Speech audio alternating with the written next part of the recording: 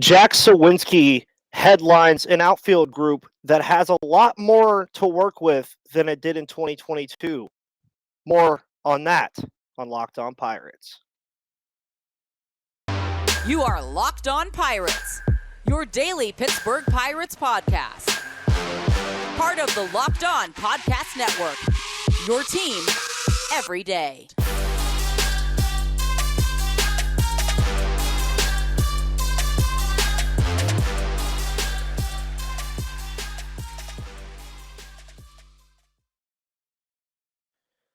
And welcome to that Pirates podcast, everybody. Sponsored by FanDuel. Make every moment more at FanDuel.com/locked on. My name is Ethan Smith, host of the Locked On Pirates podcast, where it is your team, your Pittsburgh Pirates, every single day. And we are wrapping up the 2023 season preview series through the rest of the week. So today we are talking about Jack Suwinski and the plethora of outfielders that are going to be behind him that could be knocking on the door throughout 2023. Tomorrow or later today, we're going to be talking about Andrew McCutchen and then, of course, Bryan Reynolds on Friday. So it's going to be a very fun time talking about the outfield group. Then we're going to be doing some other things ahead of the first baseball game of the year on February 25th, this Saturday, against the Toronto Blue Jays in spring training. But more on that when those episodes come. And Jack Suwinski is the topic of the town today here on the Locked On Pirates podcast. And Jack Suwinski last year was a guy that was both very fun to watch and very frustrating to watch at times. He comes up early in the year, and you see a guy that hits the home run ball well, has that big game against the San Francisco Giants where he hits 3 home runs. Things are great. Then you took more of a look at what he was doing.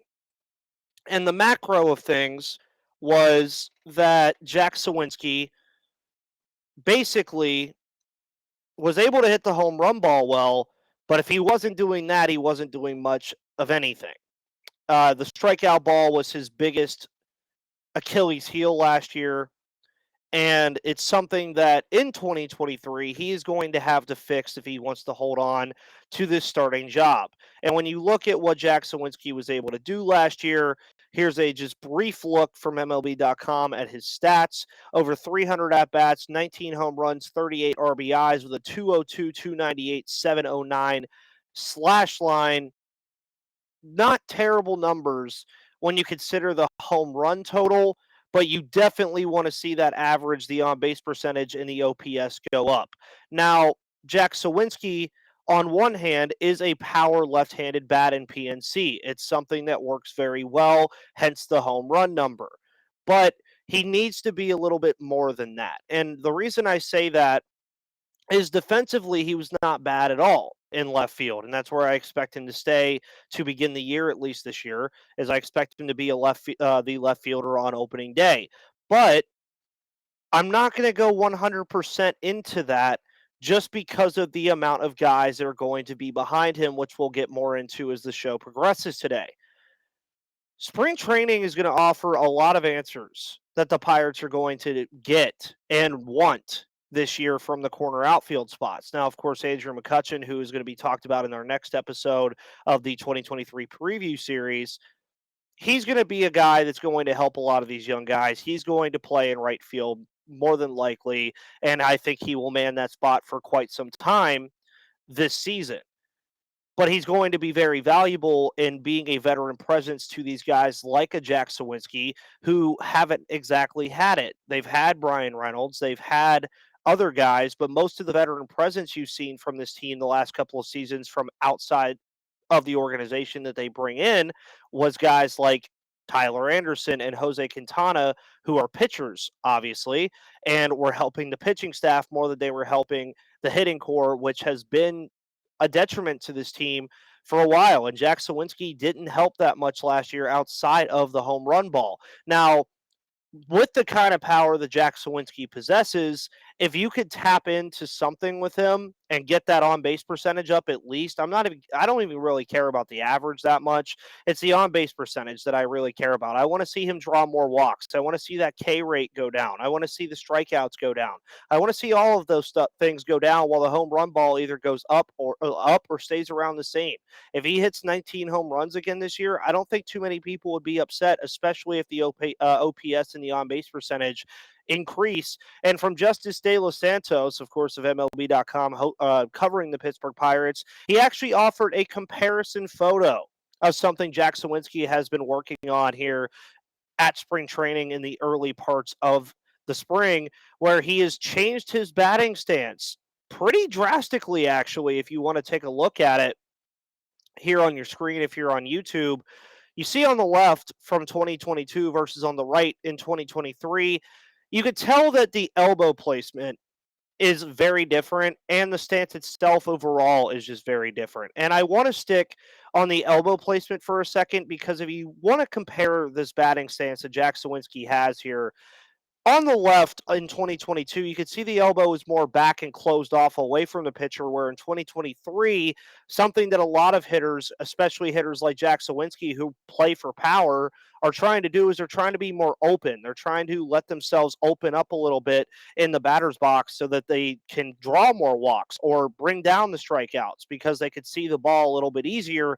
And that appears to be what Jack Suwinski is trying to do here with this open batting stance. The left foot, or right foot, sorry, kind of a little bit behind the left foot as well, so that he can even extend out a little bit more and take that ball to right field like he wants to over the wall. And we'll see how this works. And this is something that's going to be a watching point in 2023 spring training with the guys that are behind him. Because as I've mentioned with guys like Rodolfo Castro, guys like Austin Hedges when Endy Rodriguez eventually comes up, guys that are all over the place, even the pitching staff and the bullpen, if you're not performing up to standard this year or playing well, it's not just like previous years where you're going to be stuck in that position no matter what, because there's just not anybody behind you to take the spot. Jack Suwinski has to perform up to par this year. He has to improve those strikeout numbers. He has to improve getting on base more. He has to draw more walks while also keeping that power element that is basically keeping him in the starting role right now in left field. And there are guys that are going to be knocking on the door, and very early. There's not guys where we're going to say, oh, we have to wait until July or August to see this player probably come up. No, some of these guys are going to be on the bench to start the season on the MLB roster that are going to be knocking on the door. And Jack Suwinski, again, is it a batting average thing or a batting stance thing? Who knows? Maybe that's what he needed. There have been reports out of camp that they're seeing improvements on Jack Suwinski's game. He's making adjustments to his game. You can check those out on MLB.com and anywhere else that you get your Pirates news from. But Jack Suwinski, man, I mean, it's your time. You have the position right now. But are you going to keep it? Is he going to keep it? There's two sides to this. If the OPS and the on-base percentage improve and his power element doesn't go away, there's your left fielder for the foreseeable future for right now. If the on-base percentage and the OPS and the average and the strikeouts and all that stuff do not improve, and he's basically the same Jack Suwinski that we saw last year, you're going to see the likes of Ryan Vilade. You're going to see the likes of Connor Joe, Tucupita Marcano, G1 Bay, Travis Swaggerty, Connor Scott, Matt Gorski, Matt Frazier. There's a plenty of guys that could take Jack Suwinski's spot, and we'll talk a little bit more about him here in just a moment. But today's episode, of course, is brought to you by FanDuel Sportsbook. Make every moment more at FanDuel.com/locked on. The midway point of the NBA season is here. The All-Star break just ended, and now is the perfect time to download FanDuel, America's #1 sportsbook, because new customers get a no-sweat first bet up to $1,000. That's bonus bets back if your first bet doesn't win. Just download the FanDuel Sportsbook app. It's safe, secure, and super easy to use. Then you can bet on everything from the money line to point scorers and threes drained. You can also do the spread on games, the money line, the total, over or under on points, player points, rebounds, assists, etc. And so many more exclusive bets like the 2 3-pointer scored in first 3 minutes bet.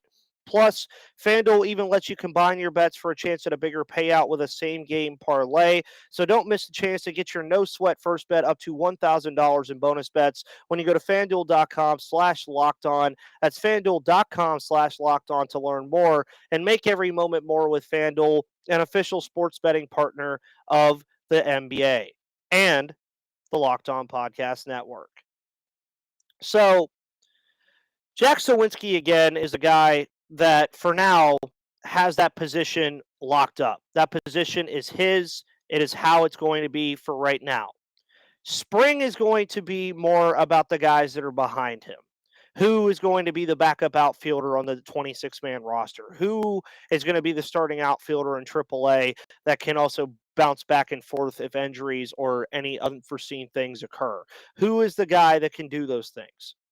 Well, as you've seen with me pulling up Fangraphs a lot during these episodes of the 2023 preview series, most of the time it was one or two guys that I thought could legitimately make a case for taking over the spot of Rodolfo Castro's spot, like Liover Peguero and Nick Gonzalez, or taking over at the catcher position behind Endy Rodriguez and Henry Davis, or Malcolm Nunez being the first baseman after Carlos Santana and G-Man Choi if those guys get traded. The outfield is not like that at all. The outfield is deep. Now, when I say deep, don't think I'm saying deep with talent in terms of good talent, because we ultimately don't really know yet. And when you look at this list that I have here on the screen, you look at a guy like Travis Swaggerty, 2018 first-round pick. We haven't seen much of him. A lot of people were very concerned last year that we didn't see a lot of Travis Swaggerty because of the fact that he was a first-round pick, but he was a first-round pick from the previous regime. So does that kind of change how Ben Cherington and this group look at a guy like Travis Swaggerty?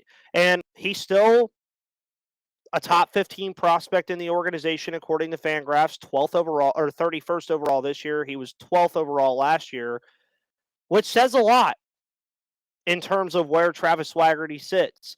He is now in a group of outfielders where it gets very interesting wondering what his future is here in Pittsburgh. Are we going to see him eventually play? I'm pretty sure. I think you see him at some point.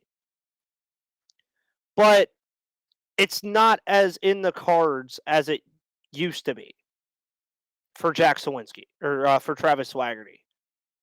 And with Jack Suwinski's emergence last year, with the introductions of G1 Bay and now Andrew McCutchen and Bryan Reynolds still staying here, where does Travis Swaggerty play?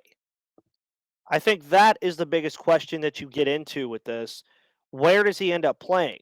And you can make that argument for everybody on this list. But the Pirates are going to need answers at some point. They're going to need answers on these guys. And Travis Swaggerty is at the top of this list, rightfully so, because he was a former first-round pick, albeit he hasn't had crazy numbers at the minor league level. But who knows? Is he a trade candidate? Are any of these guys trade candidates? Just because of the sheer amount of players they have at the outfield position.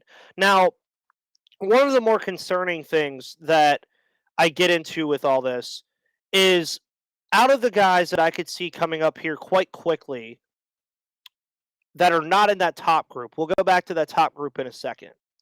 But out of the guys that I see that could eventually be a part of this outfield mix at some point, you have Matt Frazier, who I like a lot. He's a left-handed hitter. You have Connor Scott, who I also like a lot, who was picked up in the Jacob Stallings trade and is going to make or break that trade now for the Pittsburgh Pirates after the departure of Zach Thompson. Left-handed hitter. Hudson Head, picked up in the San Diego Padres trade. I think he's still a little bit farther away than those other two, but he could knock on the door if he has a good 2023. Left-handed hitter. That is where Matt Gorski enters the fold. Matt Gorski is a non-roster invitee. You can see him right in the middle of that group. Former second-round pick in 2019, the year after Travis Swaggerty. I think a lot of people around that time are thinking Swaggerty and Gorski were going to be the future of the outfield alongside Bryan Reynolds. Not yet. But Matt Gorski has a bat that plays, folks.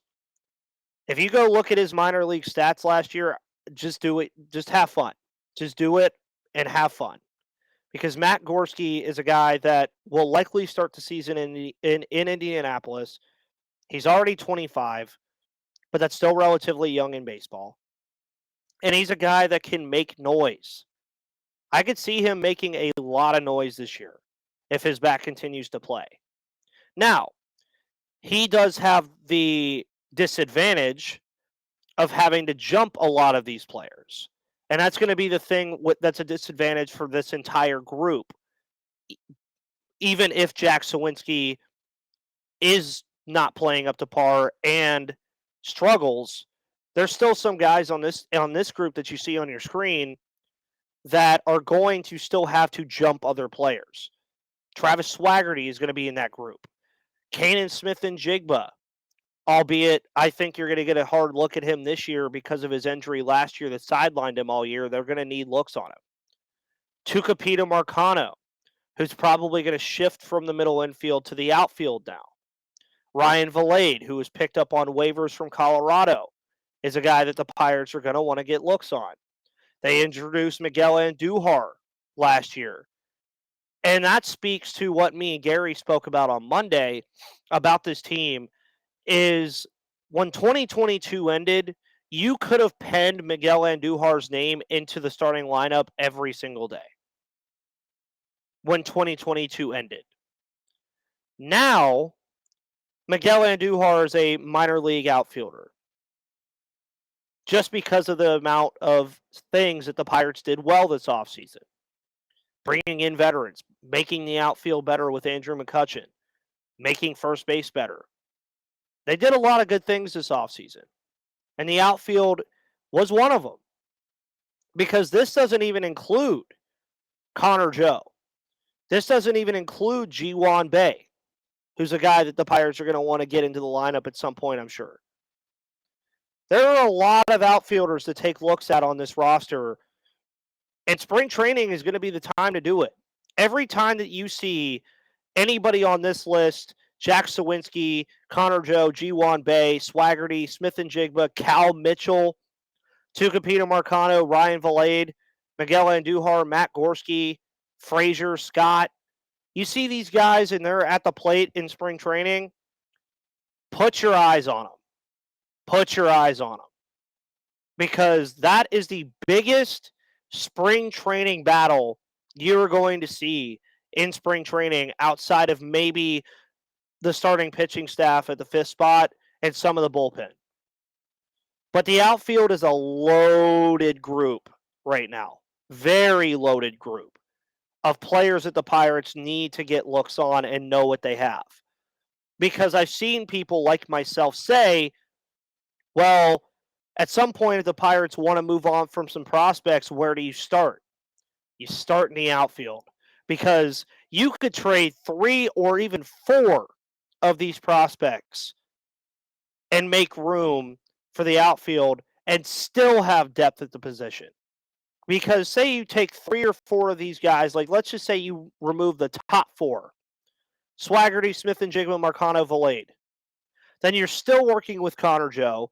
You're still working with Ji-Hwan Bae. You're still working with Andujar. You're still working with Gorski, Frazier, Hudson Head, Connor Scott, Lolo Sanchez, and you still have Lonnie White Jr. a little bit farther away. But then you're also getting into the fact that you still have Suwinski, Reynolds, and McCutchen.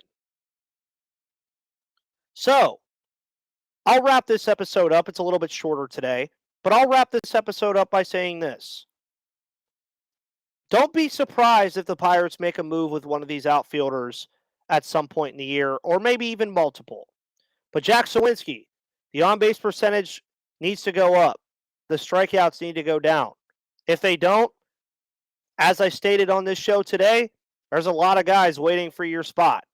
And spring training is going to be a really good time to figure that out. Guys, thank you for tuning into the Locked On Pirates podcast today. Of course, my name is Ethan Smith. You can follow me on Twitter at MVP_Ethan or at Locked On Pirates for all of your coverage of the Pittsburgh Pirates on the Locked On Podcast Network, where it's your team every single day. We will have the Andrew McCutchen episode after this episode, and then Bryan Reynolds. And then on Friday, we're going to be taking a look at the weekend ahead for spring training with 2 games slated to happen, I believe. And then Gary will be back on Monday. So that's kind of a roadmap for everything you'll see here on the Locked On Pirates podcast. But my name is Ethan Smith, guys. Thank you so much for tuning in, and I will see you on the flip side.